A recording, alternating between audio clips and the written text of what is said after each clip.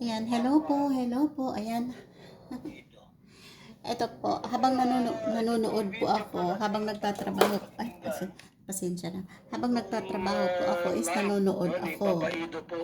No po, masasabi ko lang po sa issue to ngayon, huwag pong pansinin, kawawa naman po. Marami po ang maaapektuhan kapag po si Edo is tumigil sa EDSI.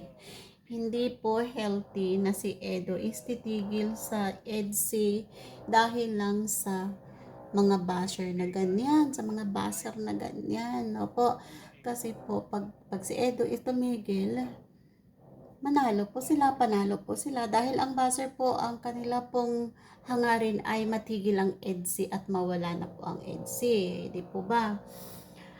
So, pag tumigil si Kalingap Edo, panalo yung mga buzzer.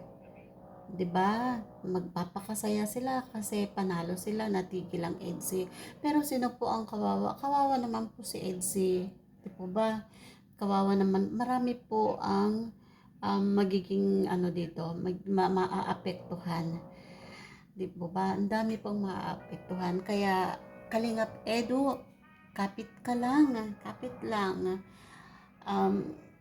May mga pangako po kayo. Di po ba?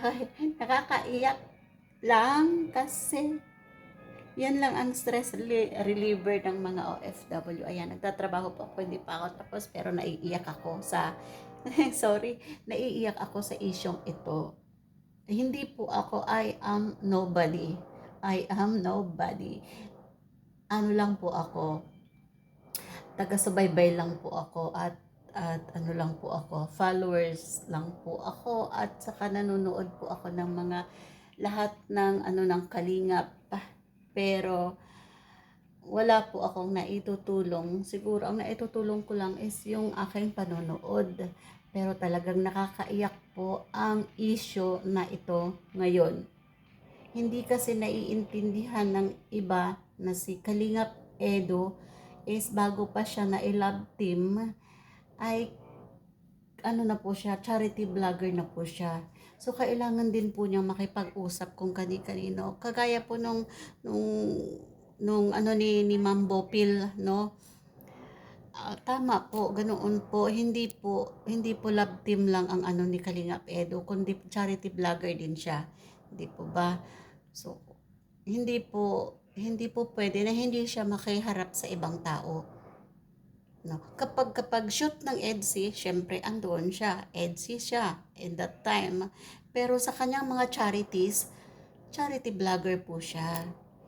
So kaya Kalingap Edo, kapit ka lang po, wag mo po kaming iiwan.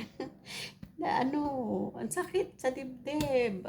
Wala po akong maitutulong, wala po akong kahit na anong ambag sa Kalingap. Pero nakakalungkot po.